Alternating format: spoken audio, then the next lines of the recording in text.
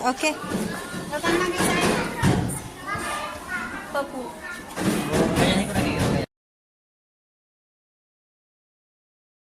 Assalamualaikum warahmatullahi wabarakatuh. Waalaikumsalam warahmatullahi wabarakatuh. Selamat siang dan salam sejahtera untuk kita semua yang kami hormati Kepala Sekolah SDN 27 Sungai Raya Bapak Aprijal SPD SD, Ibu narasumber pada kegiatan diseminasi ini Ibu Sulistiawati SPD, beserta Bapak Ibu guru SDN 27 yang kami sayangi.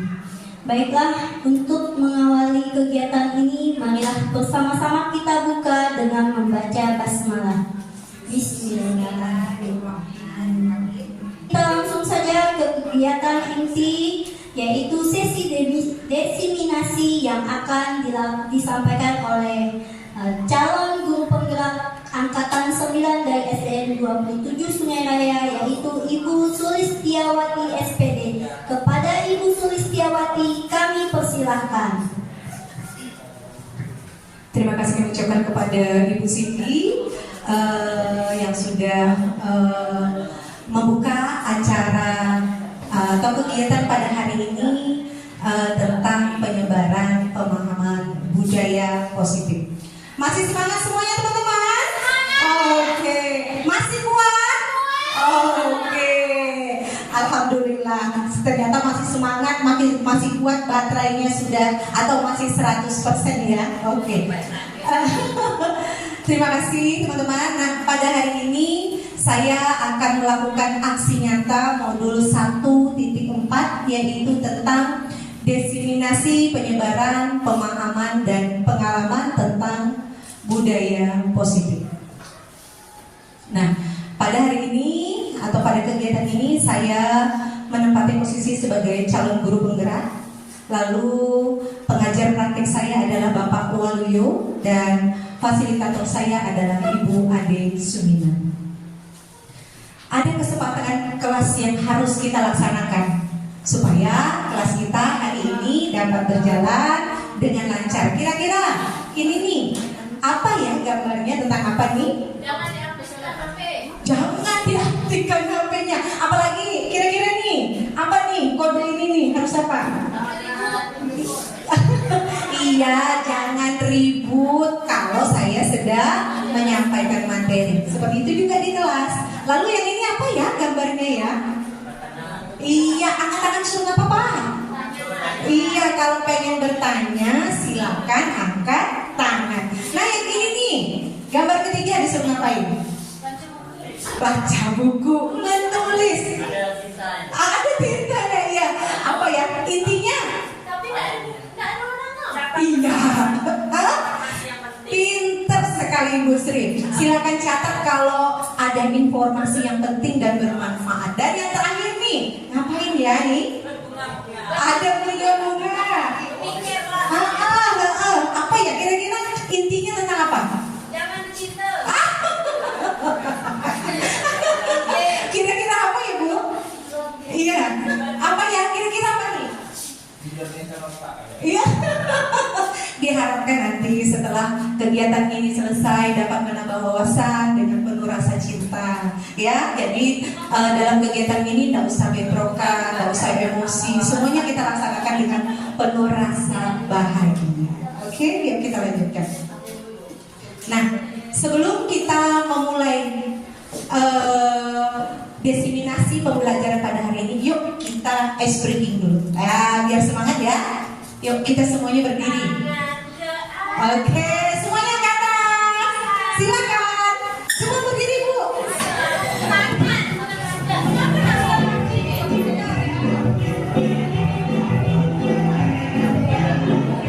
Ayo semuanya.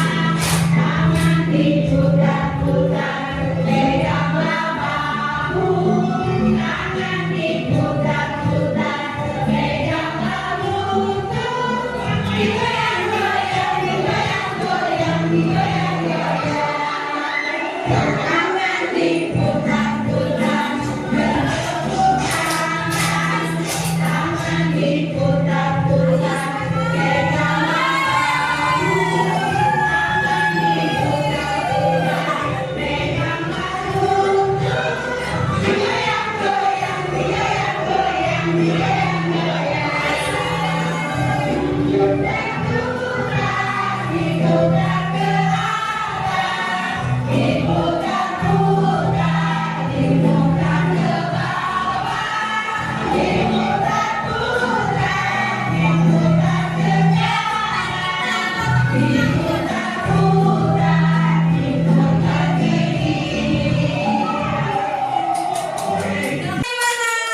biasa sekali. Bagaimana ice breakingnya tadi? Semangat? Semangat. Nggak ngantuk di siang ini? Oke. Sekarang ayo kita lanjutkan ke materi. Nah, pertama latar belakang. Untuk apa sih repot-repot nih? Saya harus menyebarkan pemahaman tentang budaya positif. Pertama yaitu belajar adalah kuncinya mengajar. Belajar adalah modal besar pengajar. Budaya yang ada dalam dunia pendidikan hingga praktek yang mengatap di sekolah dapat membantu murid belajar dengan aman dan nyaman sesuai dengan filosofi Ki Hajar Dewantara. Budaya positif yang diterapkan di sekolah membentuk karakter murid, guru, serta seluruh warga sekolah dalam mewujudkan visi dan misi sekolah kita. Hal ini kita lakukan agar dapat memajukan pendidikan di Indonesia umumnya, khususnya yaitu di sekolah kita. Nah, tujuan diharapkan kegiatan pada hari ini kita dapat memahami konsep pendidikan menurut Ki Hajar Dewantara dihubungkan dengan konsep budaya dan lingkungan positif.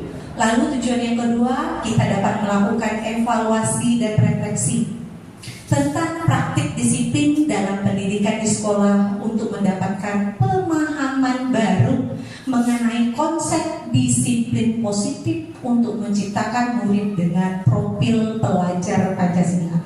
Tujuan yang ketiga yaitu kita mampu memahami peran sebagai guru untuk membangun budaya positif dengan menerapkan konsep disiplin positif dalam berinteraksi dengan murid. Itulah tadi tolak ukurnya adalah kegiatan pada hari ini, yaitu diharapkan nanti kita bersama-sama bisa membuat keyakinan kelas kita. Lalu yang kedua, dapat melaksanakan keyakinan kelas dengan penuh tanggung jawab. Dan yang ketiga, dapat menyelesaikan pelanggaran yang dilakukan oleh murid dengan menerapkan posisi kontrol sebagai seorang manajer dengan menggunakan segitiga restitusi. Mungkin Bapak Ibu mendengar restitusi, posisi kontrol, mungkin hal-hal yang baru. Nah, disinilah tugas kami menyebarkan pemahaman yang kami dapat melalui proses pendidikan guru penggerak. Semoga nanti rekan-rekan nih yang masih muda, masih punya kesempatan, silakan untuk mendaftar karena golden ticket katanya ada di situ. Oke, selanjutnya dari tadi budaya positif. Budaya positif. Siapa yang tahu sih apa tuh? Kayaknya budaya tuh apa sih? Coba Bapak Ibu, budaya tuh apa? Pasti dengar kan? Ini budaya kuburaya. Ini budaya sekolah kita. Sebenarnya kebudayaan itu apa ya? Kebiasaan, ciri khas, benar sekali. Tadi kebudayaan merupakan kebiasaan atau keyakinan. Nah, dalam hal ini kita akan mempelajari 7 konsep inti dari penerapan budaya positif. Yang pertama yaitu perubahan paradigma belajar. Lalu yang kedua disiplin positif. 3 motivasi perilaku manusia. Yang keempat kebutuhan dasar manusia. Yang kelima posisi kontrol. Yang keenam segitiga restitusi. Dan terakhir keyakinan sekolah atau kelas. Iya, nah anak-anak, Bapak Ibu familiar dengan kata ini? Apa sih sebenarnya pendidikan? Nah, apa tuh? Setiap hari kita bilang mendidik anak, mendidik rekan-rekan. Sebenarnya pendidikan itu apa ya? Sebenarnya, ya apa nih? Kira-kira apa nih? Pendidikan kita lakukan sehari-hari. Kita lakukan sebagai tupoksi kita sebagai seorang pendidik. Nah, pendidikan itu apa ya? Apa sih? Mendidik. Nah, yuk. Ini kok kamu belum bisa nih membaca? Kok belum bisa nulis?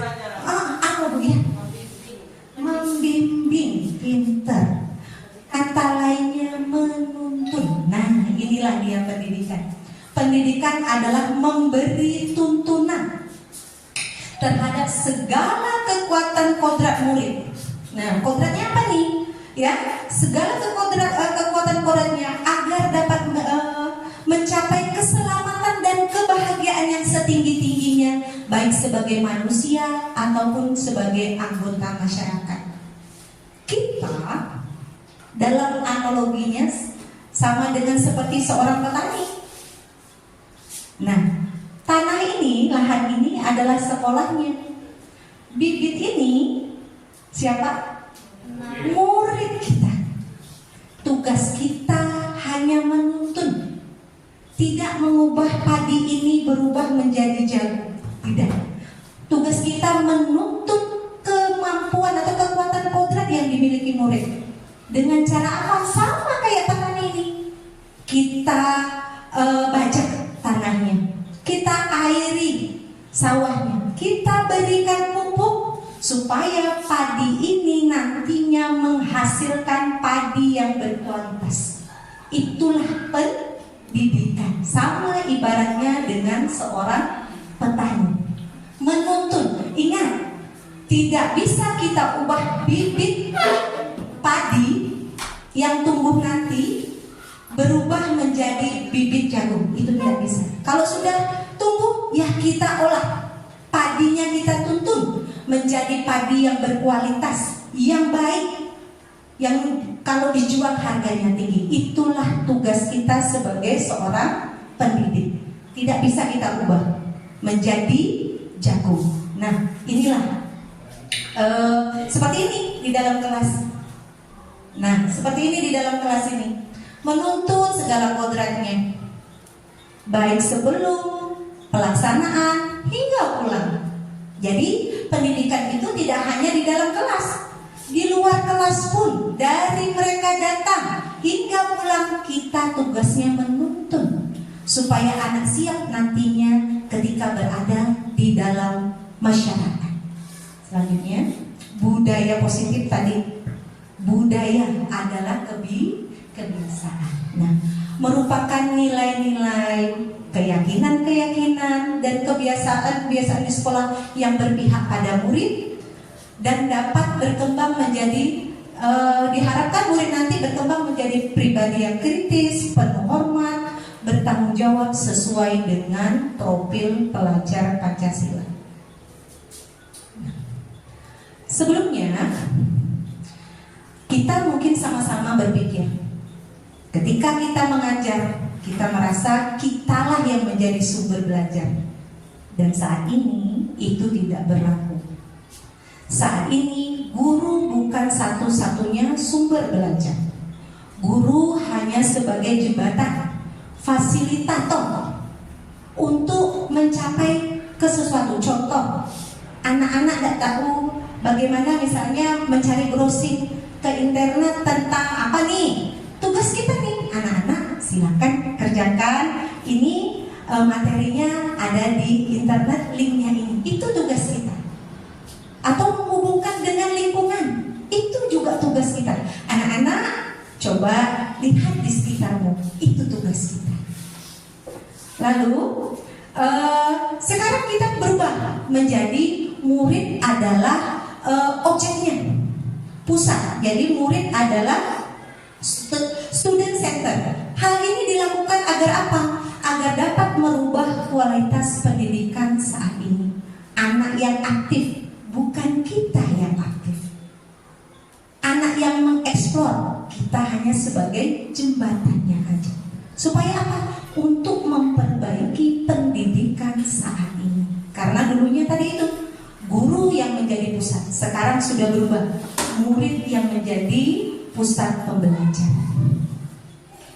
Selanjutnya tentang budaya positif, yang hal utama adalah yang mendukung budaya positif yaitu disiplin positif. Siapa yang tahu disiplin? Anak-anak disiplin ya, datang ke sekolah. Anak-anak disiplin ya, kalau hari Senin pakai apa, hari Jumat harus pakai apa. Kira-kira disiplin itu apa sih? Apa Bu? Harus dipenuhi. Pinter. Peraturan yang harus dipenuhi, betul. Kalau nggak ada disiplin, nanti kocar-kacir sekolahnya. Yang kita perhatikan sama-sama, apa sih disiplin itu? Suatu pendekatan untuk menerapkan disiplin dari dalam diri anak tanpa hukuman atau hadiah, agar kita mendapatkan kepatuhan dari murid. Disiplin positif dapat dilakukan dengan menyepakati nilai-nilai kebajikan universal secara bersama-sama. Ini nih ibaratnya barengan, Bu. Kalau sudah melaksanakan disiplin, insya Allah nih nanti nilai-nilai kebajikan ini akan kita dapatkan bersama-sama. Selanjutnya, yaitu penerapan budaya positif selanjutnya, yaitu motivasi perilaku manusia. Nah, ada 3 motivasi perilaku manusia. Coba perhatikan yang pertama. Nah, ketika orang terdorong melakukan sesuatu karena apa? 1, untuk menghindari ketidaknyamanan atau hukuman. Contoh, kalau misalnya anak di kelas membuang sampah sembarangan, ya, pasti dia akan menghindar. Ingat, setiap orang melakukan sesuatu pasti ada tujuannya. Nah, ketika dia melakukan kesalahan, pasti dia akan menghindari. Nah, lalu yang kedua, untuk mendapatkan imbalan atau penghargaan dari orang lain, itu biasa. Nah, yang terakhir, yang paling baik adalah untuk menjadi orang yang mereka inginkan dan menghargai diri sendiri dengan nilai-nilai yang mereka percayai. Nah, itu tadi motivasi perilaku adalah budaya positif yang ketiga. Budaya positif yang keempat yaitu kebutuhan dasar manusia. Siapa yang tahu kebutuhan dasar kita tuh sebenarnya apa saja sih? Makan, apalagi minum, tidur. Nah, kasih sayang, apalagi kebutuhan perhatian. Aduh, yang masih single gitu ya. Perhatian, kasih sayang, nggak jauh-jauh jawabannya. Apalagi pendidikan, pinter. Apalagi penguasaan. Apalagi kita butuh apa ya? Bertahan hidup. Pengakuan. Aduh, pengennya diakui ya. Ya, kalau single tuh gitu memang pengennya diakui. Diakui sama siapa? Ya, nggak tahu. Oke, kita lihat kebutuhan dasar manusia. Nah, ini adalah kebutuhan dasar manusia. Yang utama adalah bertahan hidup. Nah, kalau bisa bertahan hidup, ya semuanya kita dapat. Bertahan hidup dulu. Tadi itu makan, ya, istirahat, olahraga, tidur, itu kebutuhan bertahan hidup loh. Ya, jangan dikira bertahan hidup itu hanya makan, pakaian, istirahat, olahraga itu juga kebutuhan bertahan hidup. Nah, itu dimiliki setiap orang, betul nggak, Pak Yun? Betul, betul Pak Randy? Betul. Lanjut. Yang kedua adalah kasih sayang dan rasa diterima. Coba di sini ada yang menjadi peserta, saya cuekin. Kira-kira gimana perasaannya? Cuek balik. Cuek balik. Coba jika berada di sini orang yang kita terima, kita tegur, bagaimana perasaan kita? Senang kan? Coba kalau dicuekin, siapa yang mau lama-lama di sini? Aduh, itu lagi, sponsor lagi. Nah, ini juga Bapak Ibu berlaku pada anak-anak. Anak-anak juga butuh kasih sayang dan rasa diterima, baik di kelas, di kelompoknya, di keluarganya maupun di masyarakat. Nah, yang ketiga adalah kekuatan dan penguasaan. Maksudnya apa? Setiap anak, setiap kita butuh pengakuan terhadap penguasaan pada suatu materi. Nah, ya nanti juga dampaknya nanti kalau tidak bisa juga kita nanti merasa direndahkan. Itu juga termasuk kebutuhan dasar, penguasaan terhadap materi, pelajaran. Nah, itu. Nah, yang keempat, kebebasan, kebutuhan akan kebebasan atau pilihan. Setiap orang memiliki pilihan, bebas. Mau mengerjakan tugas secara individu, mau mengerjakan tugas secara kelompok, mau fokus, mau tidak fokus, mau bermain, mau mengeksplor, itu kebebasan dan itu pilihan setiap manusia. Tidak ada yang berhak untuk mencegahnya. Itu kebutuhan dasar. Langsung yang terakhir adalah kesenangan. Nah, ini kayak hari ini udah jamnya ngantuk. Apa diajak joget-joget tadi? Betul? Diajak ice breaking supaya apa? Senang, supaya apa lagi? Iya, itulah kebutuhan dasar manusia. Nah, ini adalah 5 kebutuhan dasar yang harus terpenuhi oleh setiap manusia dan merupakan salah satu konsep dari budaya positif. Yuk selanjutnya, budaya positif. Posisi kontrol restitusi. Nah, hati-hati jangan salah sebut ya Bu Emma. Kayak di YouTube tuh pernah saya lihat MC yang salah di review terus. Oh ya udah ya, namanya juga manusia. Kalau posisi kontrol. Nah, Bapak Ibu, ini pernah dengar nggak apa kata restitusi? Panas ya, Masya Allah. Pernah dengar Ibu? Apa bahasa ini merupakan bahasa yang baru? Kira-kira pernah dengar nggak restitusi? Apa ya Bu Emma? Restitusi? Apa ya? Mungkin pernah? Iya, silakan. Ini berasal dari asal kata bahasa Inggris, rest, istirahat. Oh, pinter, suruh apa tuh? Rest tidak malusi. Jadi artinya apa? Istirahat. Soalnya mesti. Dia malusi. Oke, nanti akan kita gali apa itu Ada hubungannya dengan rest dan istirahat. rest. Sementara untuk tentang kegiatan pendidikan bertolak belakang. Bertolak belakang. Nanti akan kita gali apa itu restitusi. Nah, Bapak Ibu, Menemukan keyakinan. iya, pinter sekaligus ini. Mana tepuk tangannya? Luar biasa. Ya, siang-siang masih semangat. Walaupun perutnya sudah terisi, kepalanya ya. Oh, silakan. Silakan itu nak Rukaya. Oke, Bapak Ibu, kembali kita ke materi. Hal ini tentunya akan kita hadapi dan sering kita lakukan, yaitu posisi kontrol restitusi. Restitusi adalah menciptakan suatu kondisi di mana anak mengetahui kesalahannya. Nah, lalu kita akan mengembalikan ke kelompoknya dengan anak-anak yang lebih kuat. Itu namanya restitusi. Nah, sekarang tanpa disadari, posisi kontrol ini kita lakukan ketika kita menghadapi anak-anak yang melanggar peraturan. Nah, contoh, ada namanya penghukum, ada namanya pembuat merasa bersalah, ada namanya posisi teman, ada namanya pemantau, dan ada namanya manajerial. Nah, ya, kita akan kupas satu-satu.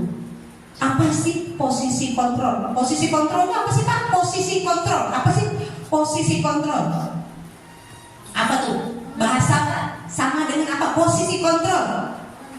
Iya, mengendalikan. Tugas apa Bu? Pinter sekali Bu Yus, hari ini luar biasa. Semangat sekali. Tepuk tangan dengan untuk Bu Yus. Aduh, masih semangat. Posisi kontrol pengendali. Kita di kelas kita adalah sang pengendali. Sang pengendali untuk anak-anaknya. Nah, ini kita gunakan dalam menyelesaikan anak-anak yang melanggar peraturan atau keyakinan kelas. Nah, kita lihat sang penghukum. Nah, kalau penghukum tuh nada suaranya tinggi, bahasa tubuh mata melotot, jari menunjuk-nunjuk. Kamu ya? Nah, ini menyebabkan anak-anak pendendam dan bersifat agresif. Kalau udah besar, awas jangan. Mana motor guru? posisi penghukum. Takutnya anak-anak jadi pendendam. Lalu yang kedua adalah pembuat merasa bersalah. Contoh, kamu tadi ini, tapi nadanya agak halus ya. Kamu tadi melakukan itu kan? Iya. Kamu tahu kamu perbuatan kamu salah. Nah, itu namanya pembuat merasa bersalah. Pada posisi ini lebih rentan anak-anak, lebih dampaknya lebih besar daripada penghukum. Mengapa? Anak-anak tidak bisa mengeluarkan emosinya. Kalau di sini pada posisi penghukum, anak-anak bisa mengeluarkan kalau dia tidak suka, nanti awas ya. Tapi kalau di sini tidak, anak-anak akan memendam dan akhirnya bisa meledak dan bisa menyakiti diri sendiri dan orang lain. Nah, ini juga tidak baik apabila kita mengendalikan anak yang bermasalah sebagai posisi pembuat merasa bersalah. Selanjutnya, pemantau. Nah, jika kita berada pada posisi pemantau, kita hanya melakukan peneguran terhadap anak yang merasa melakukan pelanggaran hanya sampai batas konsekuensi, melaksanakan tanggung jawab ya. Kamu salah kan? Ya. Apa konsekuensinya? Harus ini Bu, nggak istirahat ketika jam istirahat. Yuk lakukan dan kerjakan tugasnya. Dan itu aja, selesai. Nah, yang berikutnya adalah posisi teman. Nah, teman ini ramah, akrab dan bercanda. Tetapi membuat anak ada ketergantungan terhadap guru. Jika gurunya tidak datang, dia tidak akan mau mengerjakan tugas nih. Dia hanya mau mengerjakan tugas dengan guru itu saja. Itu. Tapi juga ada baiknya. Jika ada sesuatu, guru itu aja yang disuruh untuk memerintahkan anak untuk mengerjakan tugas. Ada positif negatifnya di sini nih. Jika kita berada pada posisi teman. Yang terakhir, yang paling ideal, kita sebagai seorang guru. Posisi apa? Yaitu sebagai posisi manajer. Kerja. Udah dikerjakan belum? Santi, tugas yang kemarin? Udah dikumpulkan? Cindy, kemarin itu Bapak suruh ngapa? Itu posisi manajer, mengelola diri siswa. Nah, posisi ini paling ideal. Karena apa? Anak dipersilakan untuk mempertanggungjawabkan perilakunya. Nah, di sini lalu mendukung menemukan solusi atas permasalahannya sendiri. Nah, inilah yang paling ideal bagi kita sebagai seorang Pak Yun? Pendidik, bukan sebagai penghukum, bukan sebagai pembuat merasa bersalah, bukan pemantau. Oh, salah kamu nih, itu hukumannya tahu kan? Kerjakan. Bukan. Juga bukan sebagai teman, tapi adalah sebagai seorang manajer, pengelola diri anak yang membantu anak mempertanggungjawabkan perilaku dan menemukan solusi atas permasalahannya sendiri. Nah, itu tugas kita. Ya, ingat tadi budaya positif agar pendidikan kita lebih baik. Lanjut. Nah, keyakinan. Apa nih Bapak Ibu? Iya, budaya positif selanjutnya adalah keyakinan. Mengapa keyakinan? Bukan peraturan. Siapa yang tahu? Kok keyakinan? Kok bukan peraturan? Siapa yang tahu? Ayo, Bu Sadia. Kok keyakinan? Bukan peraturan? Apa? Apa? Keyakinan itu dibuat dari aturan. Keyakinan dibuat dari peraturan. Apalagi betul. Keyakinan itu dibuat dari peraturan. Iya Pak Yun. Kesadaran atau motivasi intrinsik. Intrinsik, internal. Oke, sekarang saya mau nanya, agama apapun. Saya mau nanya. Ya, kayaknya muslim semua ya. Oke, saya mau bertanya. Kewajiban seorang muslim setiap hari apa? Sholat 5 waktu. Mengapa harus sholat 5 waktu? Apa yang diyakini?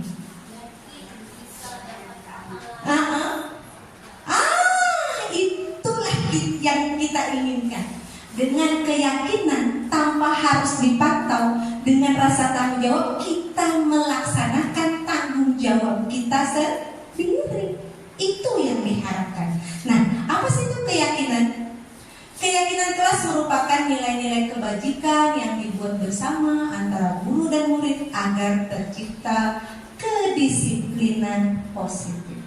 Nah, sedangkan kalau peraturan merupakan peraturan tertulis yang hanya dibuat oleh guru, dan ini bisa dilanggar. Hanya peraturan, bukan kesepakatan. Tadi kalau kesepakatan menjadi keyakinan, insya Allah akan kita laksanakan bersama-sama.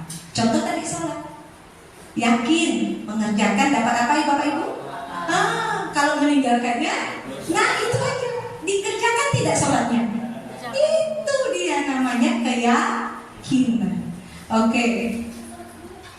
Nah ini tadi ya, keyakinan sekolah atau kelas adalah nilai-nilai kebajikan universal yang disepakati secara tertulis lepas dari latar belakang, suku, negara, bahasa maupun agama, baik di sekolah maupun di dalam kelas, yang disepakati secara bersama-sama oleh seluruh warga sekolah maupun kelas. Ingat, keyakinan kelas bukan guru yang buat, tapi bersama-sama seluruh warga kelas.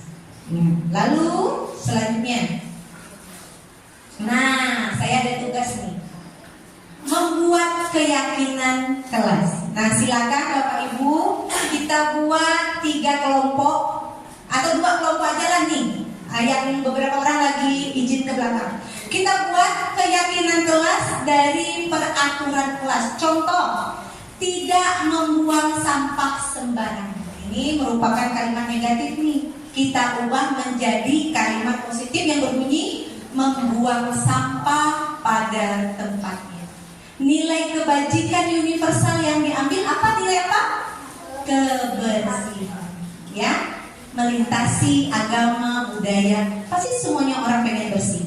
Pasti pengen selamat, pasti pengen sopan, pasti pengen bahagia. Itulah nilai-nilai kebajikan universal. Silakan ini saya bagi menjadi beberapa kelompok. Silakan tulis peraturan yang ada di kelas, ya.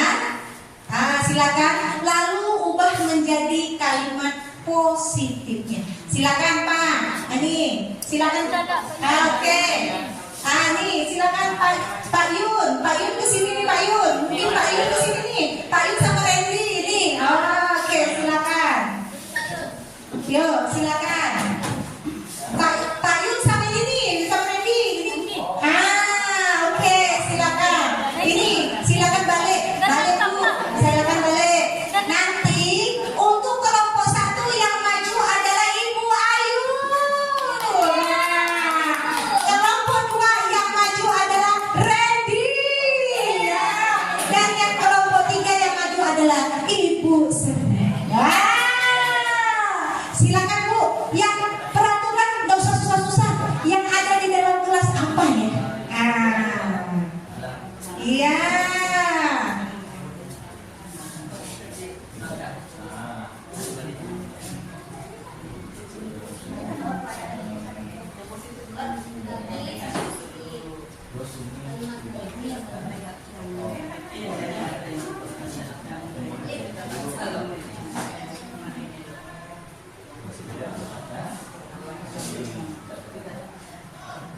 Nggak usah banyak-banyak. Oke, 4 aja. Nanti ya silakan setiap kelompoknya menunjuk 1 perwakilan untuk maju ke depan. Ya. Oke.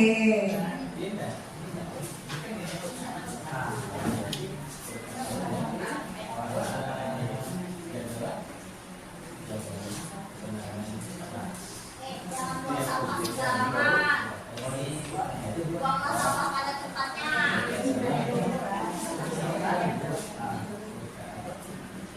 Ayo silakan.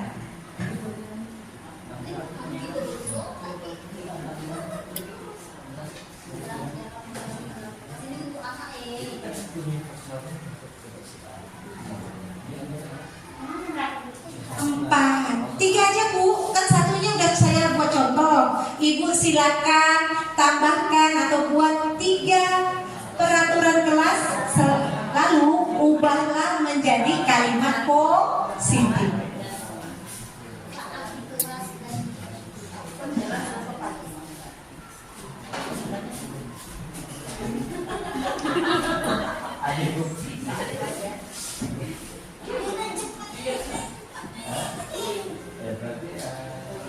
Luar biasa ya, semangat sekali nih. Ayo. Ayo. Rembukannya kayaknya sampai matang nih. Ayo silakan.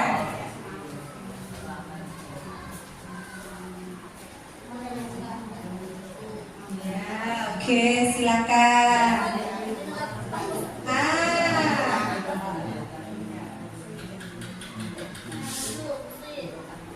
Oke, kelompok mana yang mau tampil duluan silakan. Mungkin ada yang sudah, silakan untuk maju ke depan untuk mempresentasikan hasil tugas kelompoknya. Yuk silakan. Oke. Silakan.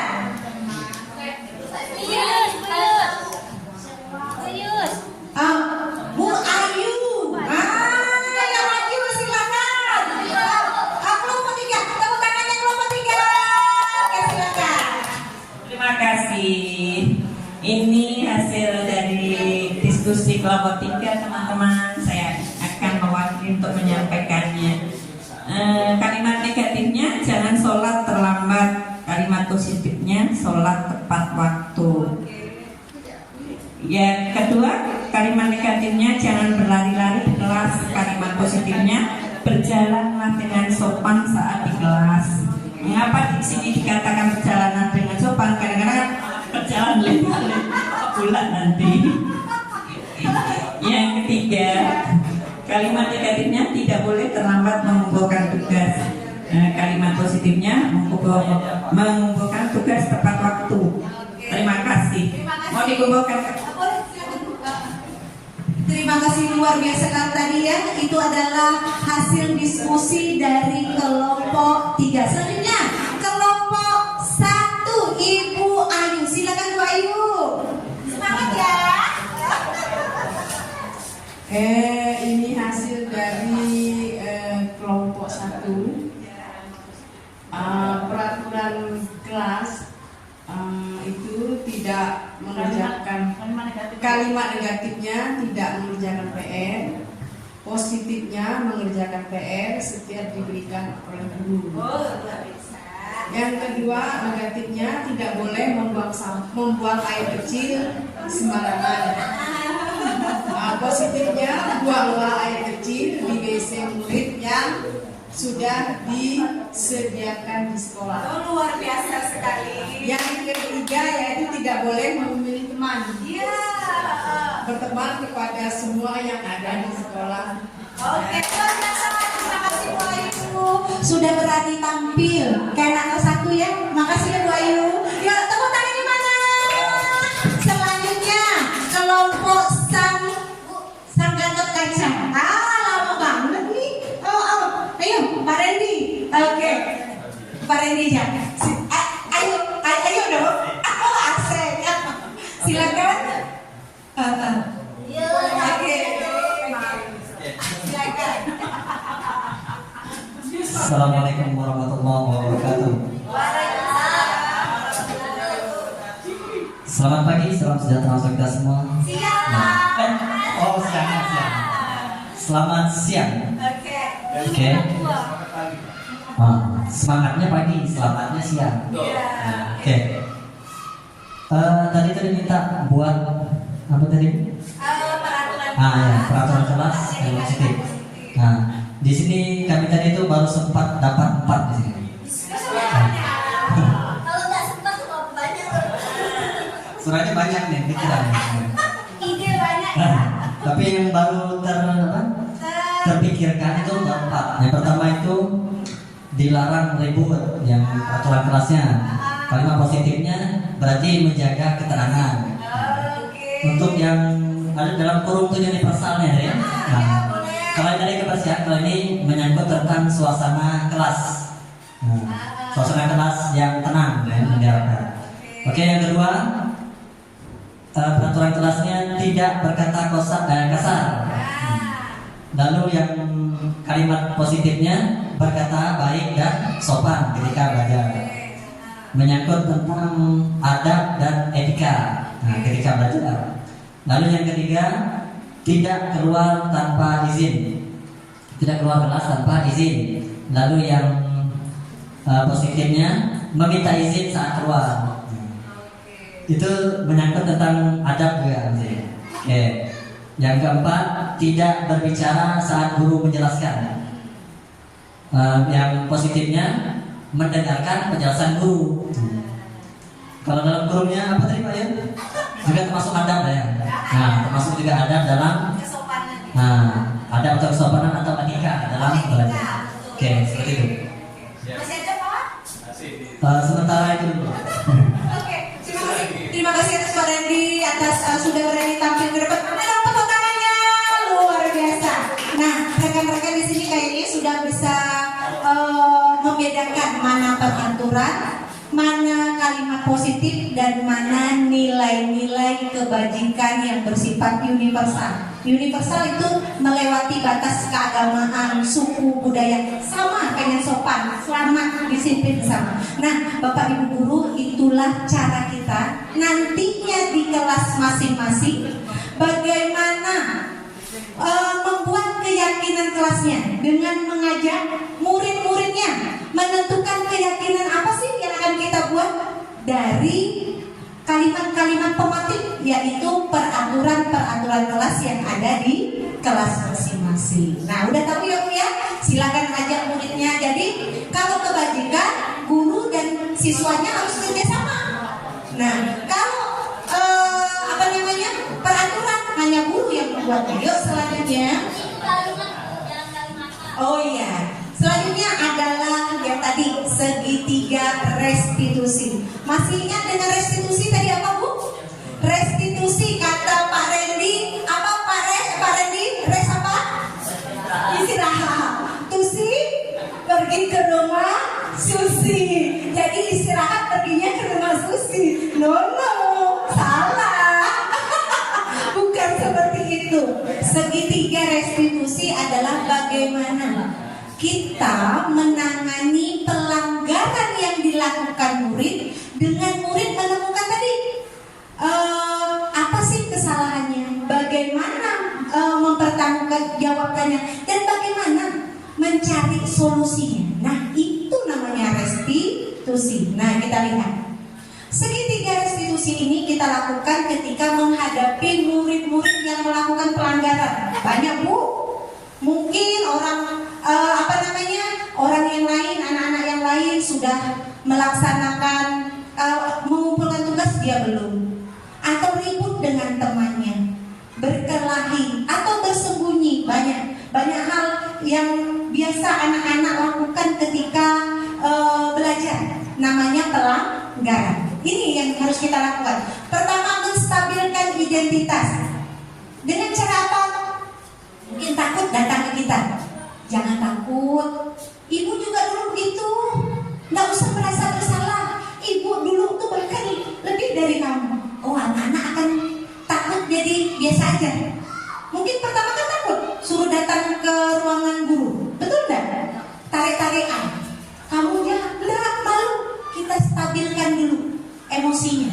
Dengan apa? Bilang, kalau kita juga dulu pernah kayak gitu kok, jangan takut ya. Nah, setelah itu kita lakukan validasi tindakan yang salah. Apa sih alasan kamu melakukan ini? Nah, ya. Nih, silakan nanti buat pertanyaan di sini seperti itu. Apa sih alasan kamu melakukan ini? Kenapa sih kamu memukul temanmu?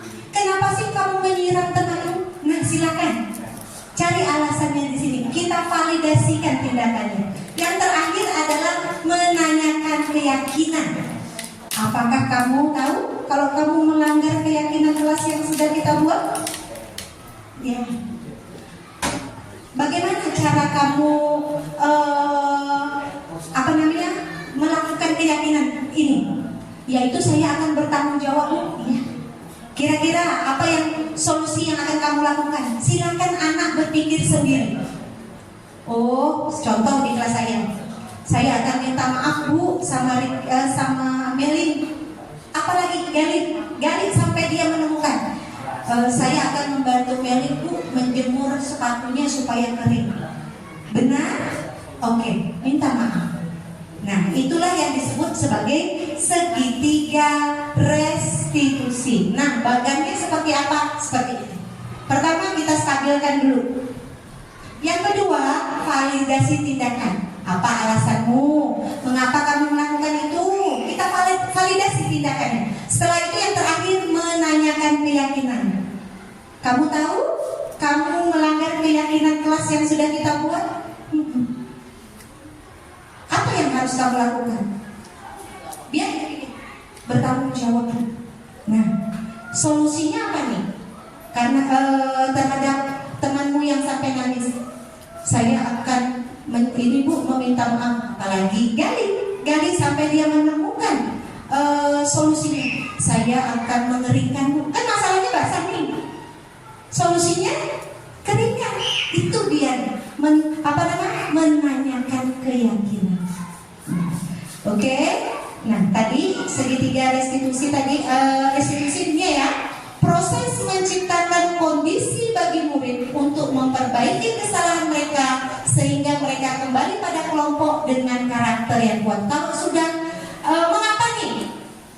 Kita tidak perlu menyudutkan. Supaya apa? Nantinya dia setelah kita panggil di kelas, ketika mereka kembali ke kelas mereka dari kantor, lalu kembali, mereka sudah pribadi yang kuat, sudah percaya diri. Aku bisa mempertanggungjawabkan perbuatanku.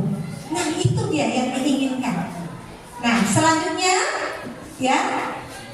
Nah, saya butuh ini nih. Kita mau simulasi. Simulasi satu gurunya, satu muridnya.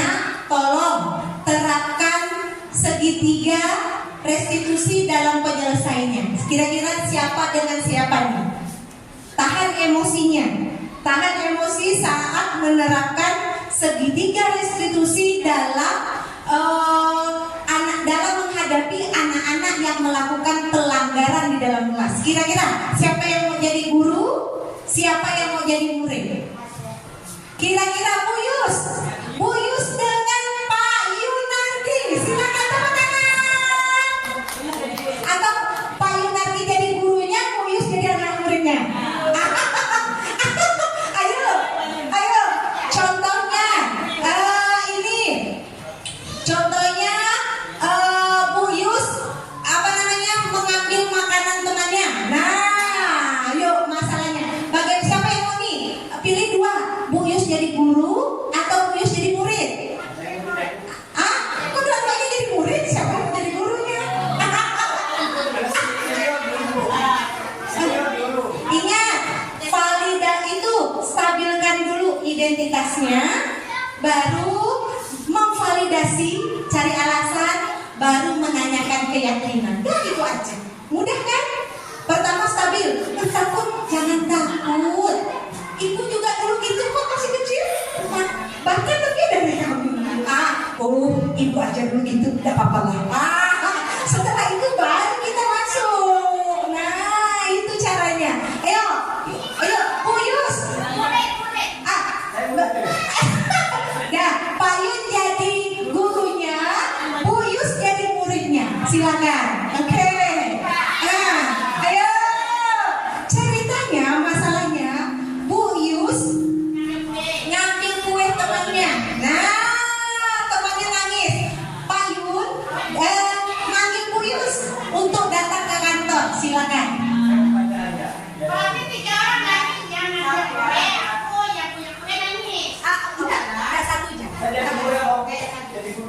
Yang jadi anu nih, buruk aja. Ready. Ready. Aja deh. Ready.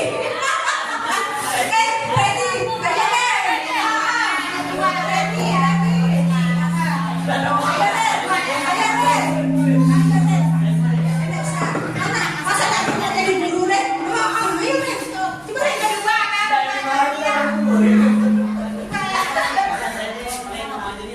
ada apa lah Ren? Ayo Ren.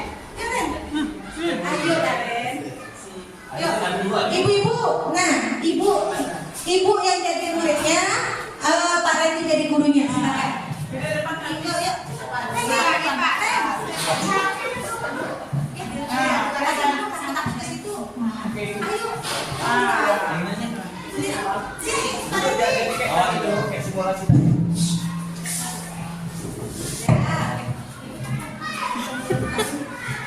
Bu Ayus, kamu dipanggil sama jangan saya kan hanya pemantau. Ibu panggil bilang, Ayus kamu dipanggil Pak Randy. Ini kan kawannya. Ini. Stabilkan dulu, lalu validasi, baru menanyakan keyakinan. Validasinya apa sih alasannya? Kalau menanyakan keyakinan tuh bilang, aku melanggar keyakinan. Tahu kan kamu? Caranya apa? Tapi aku tidak maju. Panggil itu ada apa? Nggak tahu. Ada apa ya? Tanya Bapak. Pak, saya tadi dipanggil ada apa Pak? Nah, tenang dulu. Ini tidur. Jadi belum tahu nih. Jadi belum tahu nih kenapa dipanggil. Saya mau pakai Bapak. Siapa yang jadi muridnya? Ya Pak. Tadi tahu nggak kesalahannya apa nih? Nggak tahu Pak. Nggak tahu. Nggak tahu. Itu yang dipegang apa tuh? Kue teman, saya curi. Nah, boleh teman. Iya. Kira-kira ini perbuatan yang bagus nggak mengambil barang teman? Nggak bagus Pak. Nggak bagus. Nggak bagus. Nah, kenapa dilakukan? Saya lapar. Lapar. Ada jajan nggak? Nggak kasih mama Pak. Nah, besok-besok minta sama mamanya jajan. Biar nanti punya kawannya nggak diambil lagi nih. Kasihan kawannya diambil. Kawan saya nggak tahu Pak, ada itu WC di tadi. Ya. Walaupun tidak tahu, tapi ini milik orang tidak boleh diambil. Jadi besok-besok harus minta jajan sama orang tuanya, ataupun sarapan dari mana? Dari rumah. Nah, biar di sekolah tidak lapar, ambil punya orang. Oke? Tapi mama saya nggak ada Pak, kan pagi dia nggak ada. Gimana masih makan? Gimana? Mama saya pagi-pagi kelada sama si tidur. Oh, Nah, gimana mau sarapan Pak? kalau gitu nanti bapaknya.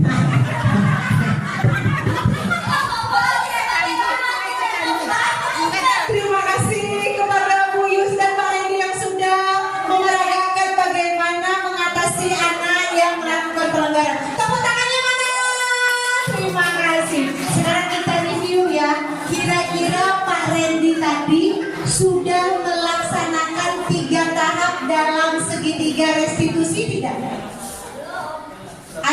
Udah lengkap atau belum? Kira-kira yang mana yang sudah? Yang sudah dilaksanakannya yang mana? Menstabilkan sudah belum? Sudah. Sini, jangan takut. Nggak usah takut, itu menstabilkan ya. Sini, Bapak juga dulu lebih dari kamu. Kamu 1 kan? Bapak tuh 3. Nah, kan jadi anaknya nggak takut. Bapak ini dulu lebih parah dari saya kan dalam hatinya. Nah, kira-kira Pak Randy sudah validasi belum? Apa alasannya nih? Ngapa ngambil ini? Udah? Sekarang sudah menanyakan keyakinan belum nih?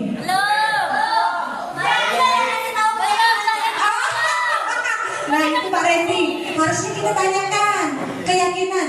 Kamu tahu tidak? Kalau apa yang kamu lakukan itu melanggar keyakinan kelas kita yang kita buat bersama. Iya Bu. Nah, yang kedua, apa yang harus kamu lakukan? Tanya lagi, gali. Saya akan bertanggung jawab Bu. Nah, yang ketiga, apa solusinya nih atas perbuatan kamu? Saya akan minta maaf. Apalagi, gali supaya permasalahannya dapat terbacakan. Saya akan mengembalikan kuenya. Nah, yang diinginkan. Nah, yang di sini nih tadi Pak Randy belum. Malah Pak Randy yang menyebutkan keyakinan. Harusnya muridnya supaya udah ada nih di dalam dirinya. Ya, kalau keyakinan ada tidak akan dilanggar. Oke, paham semua tentang segitiga restitusi? Paham Ibu? Stabilkan, lalu validasi, tanyakan. Dah beres. Nah ya, supaya apa? Itu tadi ini. Mereka bisa kembali pada kelompok dengan karakter yang kuat setelah mereka memperbaiki kesalahannya. Nah itu yang diinginkan. Nah lanjut. Nah sebelum kesimpulan dari materi hari ini tentang budaya positif, ada 7 tadi. Kira-kira ada yang ingin bertanya? Dari ya silakan Pak, silakan. Ada 7 tadi ya, silakan Pak. Bentar Pak ya, saya. Oh enggak, sebentar ya.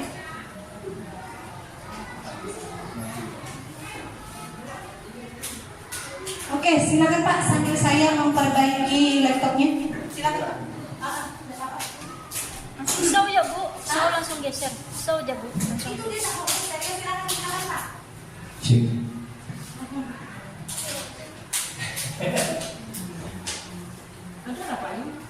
Oke, baik, terima kasih atas kesempatan yang diberikan oleh pemateri. Saya mau menanyakan terkait slide-nya itu.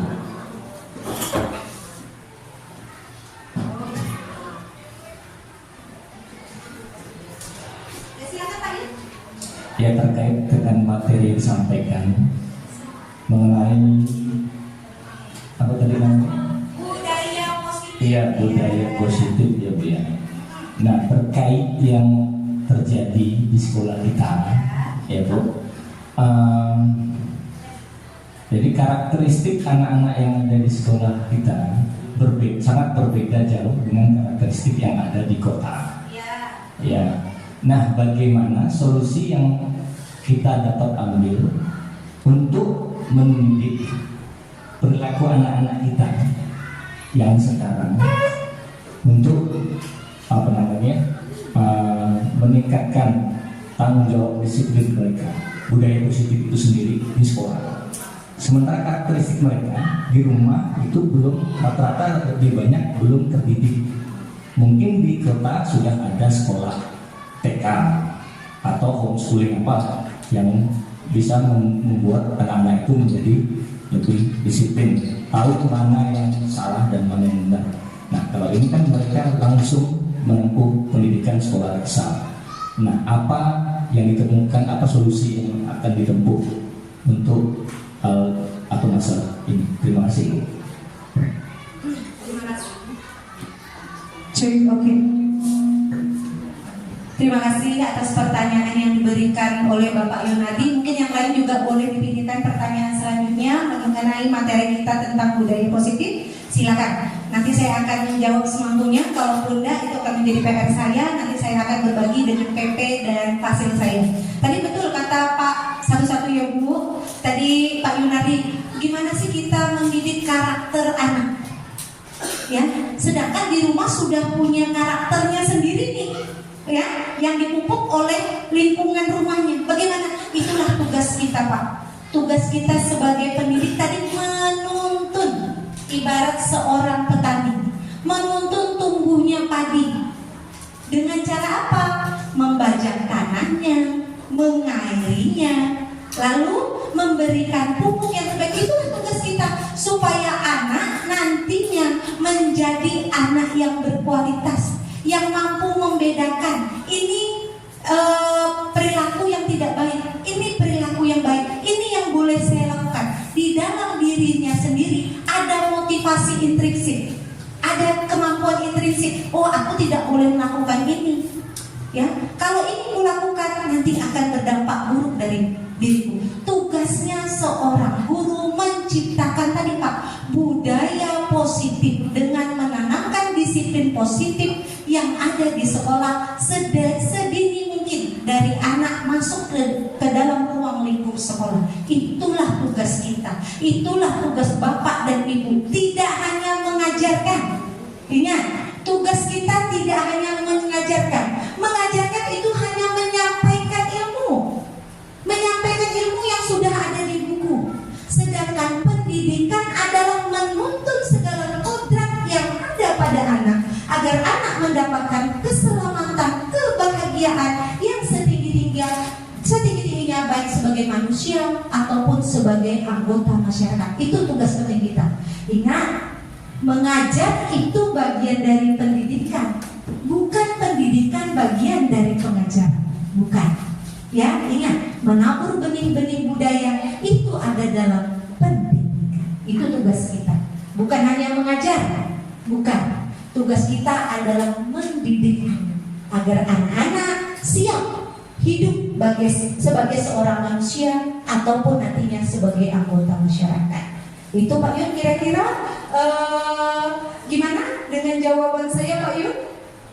Udah lumayan, terima kasih. Yuk selanjutnya Bu Cindy tadi ingin bertanya, yuk silakan Bu. Oke, silakan Bu. Untuk kegiatan Iya. seandainya ketika anak membuat suatu kesalahan, ketika kita seorang guru melakukan segitiga restitusi, tetapi anak itu tidak sampai berapa kali kita tanyakan, dia tidak bisa mengatakan keyakinan kelas atau keyakinan dirinya gitu atas kesalahan yang dia lakukan. Itu solusinya bagaimana? Terima kasih ya. Terima kasih ya Bu Cindy. Mungkin tadi itu di dalam proses pengajaran kita harus mengenal namanya setiap individu memiliki keunikannya masing-masing, memiliki kekhasannya masing-masing. Itu kita belajar teori humanis. Setiap manusia memiliki keunikan, setiap manusia memiliki kemampuannya yang masing-masing. Ada yang cepat, ada yang lambat, ada yang sedang, ada yang kayak siput, ada yang bisa kayak ayam, ada yang bisa kayak ikan. Seperti itulah kita. Tidak bisa kita samakan kemampuannya. Mungkin ada yang 1, 2, 3, 4, 5 kali udah hafal tentang keyakinan kelas yang dibuat sebanyak 10 poin. Ada yang 3, 4, 5 kali baru hafal setengahnya. Ada yang 3, 4, 5 kali nggak hafal semuanya. Tugas kita apa? Menuntun. Kamu tahu keyakinan kelas kita? Yang mana ya Bu? Yang mana keyakinan kelas kita? Yang kemarin tuh yang kita buat bersama-sama, yang kita studi bersama-sama. Ingat enggak? Ingat Bu. Nah, kamu kira-kira melanggar yang mana? Yang mana ya Bu? Yang mana? Dibantu. Ingat, kembali lagi. Tugas kita sebagai seorang pendidik menurut pandangan filosofi Ki Hajar Dewantara adalah sebagai penuntun. Semua kekuatan kodrat yang dimiliki murid sehingga murid mendapatkan keselamatan dan kebahagiaan baik sebagai manusia maupun sebagai anggota masyarakat. Itu intinya. Yuk lanjut, ada yang pengen bertanya? Silakan Bu, tentang budaya positif. Yuk, ada 7 tadi. Ada tentang pemahaman pembelajaran, ada kebutuhan dasar, motivasi, segitiga restitusi, posisi kontrol, banyak. Kira-kira ada yang ingin bertanya? Ada yang ingin bertanya Bapak Ibu? Ada yang ingin bertanya? Silakan.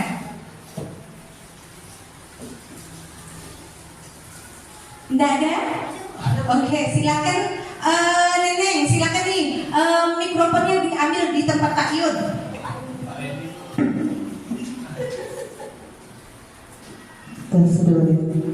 Terima kasih atas waktunya. Saya akan menanyakan tentang pertanyaan. Silahkan Ibu untuk menjawab. Kami ini sedang mengalami kesulitan dalam mengubah kebiasaan kami yang tidak baik. Misalnya tanpa kita sadari itu kita biasa menggunakan kata jangan gitu. Jangan, misalnya jangan lari gitu. Jangan lari, jangan kelahi. Itu kan seperti sudah terbiasa kita bicara gitu. yang jangan untuk mengubahnya bagaimana Bu? Karena kita sudah saling kan, kita selalu kasih. Terima kasih, pertanyaannya luar biasa sekali. Saya senang karena itu juga mengasah kemampuan saya. Bagaimana pemahaman yang saya sudah dapat sebelumnya, mungkin kemarin di pendidikan guru penggerak dengan orang-orang yang mungkin wawasannya lebih luas. Kita sering mengatakan jangan lari, jangan main di situ, nanti kamu jatuh, jangan main itu. Ingat, kalau kita membiasakan diri dengan menggunakan kata jangan, itu akan tertancap di otak anak-anak. Belum mereka melakukan, dia udah tahu, oh nanti pasti tidak boleh. Jadi mereka tidak bisa mengeksplor. Bagaimana cara kita agar kita tidak membiasakan diri dengan mengatakan kata jangan? Ya, kita biasakan. Jangan mengatakan jangan dengan mengubah kalimat kata jangan dengan kalimat-kalimat positif. Mungkin awal-awal susah, tapi lama-lama akan terbiasa. Tidak ada yang tidak bisa. Yang ada hanya belum terbiasa.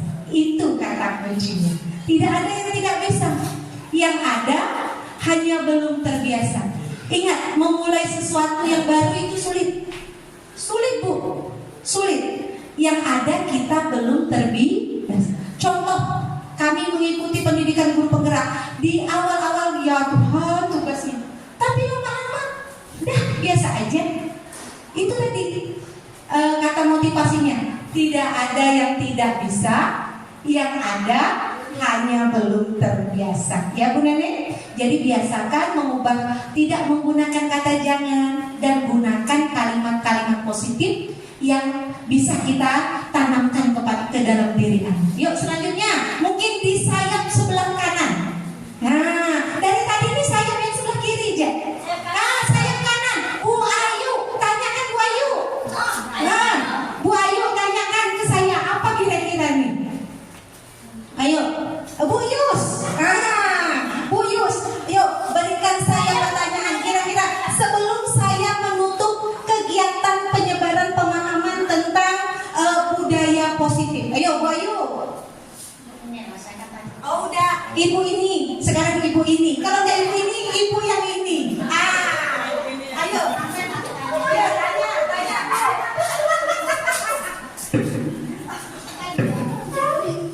Nah, kayak estafet ya. Kalau nggak ibu ini, yang ibu ini. Ibu ini. Ayo. Silakan Bu. Apa Bu? Apa kira-kira yang belum dipahami ataupun sulit? Ini kayaknya sulit deh dilakukan.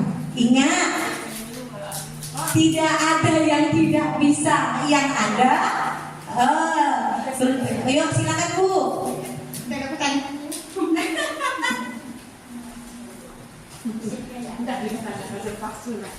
Bagaimana cara kita memberitahukan anak ya, selalu misalnya kita memberikan PR, kadang-kadang dia kerjakan, tetapi waktu besok misalnya dia kerjakan, dia tidak datang ke sekolah.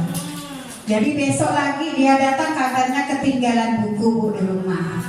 Nah, sering dia lakukan seperti itu. Cuman saya ini memberitahukan dia, kalau kamu keseringan alasan bermacam-macam alasan, nanti mendapatkan hukuman dari ibu. Kamu kerjakan, dan PR yang lain juga kamu harus selesaikan hari itu juga. Ibu bilang, makanya biasa saya suruh kerjakan dia di luar, karena kita di dalam ini lagi mau mengoreksi. Jadi yang dikoreksi itu dia belum dikerjakan, maka dia harus di luar kelas untuk mengerjakannya. Harus selesai pada hari itu juga. Apakah itu salah hukuman yang kita berikan? Oke, terima kasih atas berbagi pengalaman ya Ibu Rogaya. Saya juga tidak bisa menyalahkan karena Ibu Rogaya kan dapat materinya baru hari ini. Nah, mungkin dulu saya posisinya sama. Sebelum saya mendapatkan materi tentang segitiga restitusi. Betul, Bu Rogaya. Pertama, buat dulu keyakinan kelas. ajak anak-anak muridnya membuat keyakinan kelas bersama. Tadi tidak mengerjakan PR. Betul peraturannya? Bu Rogaya, kita ganti jadi apa? Mengumpulkan PR tepat. Nah, buat itu, tulis bersama-sama, tempel di mading. Anak sudah meresapi setiap hari. Ketika mereka melanggarnya, ingat udah dari awal, akan ada konsekuensi yang harus mereka laksanakan. Nah, kalau sudah keyakinan kelas dibuat, mereka sudah meyakini, lalu melanggarnya, kita lakukan segitiga restitusi. Kalau masih belum lagi, kita serahkan naikkan ke seksi kesiswaan. Kalau tidak bisa lagi, kita naik, kita laporkan kepada kepala sekolah. Tapi insya Allah Bu, kalau keyakinan itu sudah tertancap, dia sudah sadar.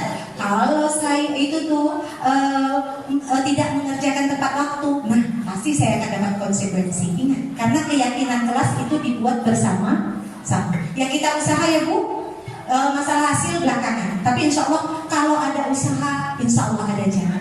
Contohnya murid saya Pidoro, luar biasanya. Tapi insya Allah pendekatan, Alhamdulillah sekarang tidak seperti dulu. Masuknya lama, udah 2 minggu baru masuk. Enggak, sekarang Alhamdulillah. Kalaupun tidak masuk 3-4 hari masuk, sehari tidak masuk. Istilahnya ada progres. Kalau untuk sempurna susah. Ibaratnya seseorang berubah itu bertahap. Oke, sekian karena udah siang, kita simpulkan materi kita hari ini tentang budaya positif.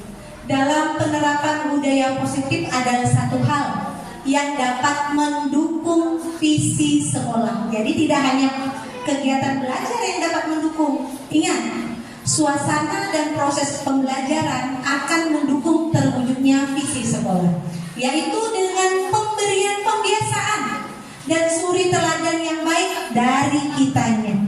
Karena akan membentuk disiplin positif murid yang merupakan hal penting dalam terwujudnya budaya positif di sekolah kita. Jadi intinya pembiasaan dan suri teladan. Oke, ini adalah contoh-contoh, bukan contoh sih, pengalaman saya. Nah, makanya harus dibagikan dari ini. Pengalaman saya dalam menerapkan perubahan paradigma. Ya, pembelajaran yang sebelumnya berpusat pada guru ganti jadi berpusat pada murid agar proses pembelajaran dan suasana kelas jadi menyenangkan. Nah, senang baru kita kasih materi. Senang dulu, kayak Bapak Ibu tadi briefing dulu, kan? Habis itu baru kasih materi. Lanjut membuat keyakinan kelas. Nah, ini saya lakukan bersama-sama murid, tidak hanya saya sendiri. Nah, ini adalah keyakinan kelas yang sudah dibuat, ditempel. Nah, sebelumnya seperti ini, abstrak dulu. Nah, setelah keyakinan kelas disepakati, saya buat poster kecilnya. Nah, ini anak-anak yang menempel. Jadi mereka yang aktif, bukan sayanya. Yang selanjutnya, ini adalah dokumentasi saya dalam penerapan budaya positif dengan posisi kontrol manager, dengan pendekatan segitiga restitusi. Ya seperti inilah ya Bu ya. Ditanya dulu, menstabilkan dulu, ya, lalu validasi, barulah yang terakhir menanyakan keyakinan. Nah, itu aja materi saya pada hari ini. Sekian, saya ucapkan terima kasih. Saya mohon maaf apabila ada salah kata atau perilaku saya yang kurang berkenan. Saya mohon dimaafkan. Jalan-jalan ke Sungai Kupang, ya, singgahnya di rumah Ibu Betty. Nah, kalau ada kata-kata saya yang salah, mohon maaf setulus hati. Oke, saya kembalikan kegiatan pada hari ini kepada moderator. Silakan Ibu Cindy. Terima kasih semuanya.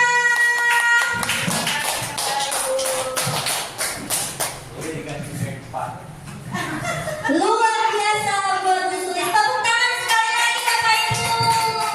Iya, dengan bahagia sesi dari Ibu Sulistiawati, maka bahagia juga sesi pertemuan kita pada sesi destinasi Kami ucapkan terima kasih yang sebesar-besarnya kepada Bapak Ibu yang telah mengikuti kegiatan ini. Semoga ilmu yang kita dapatkan hari ini dapat mengubah budaya positif di sekolah yang kita cintai. Akhirul kalam, saya ucapkan wassalamualaikum warahmatullahi wabarakatuh.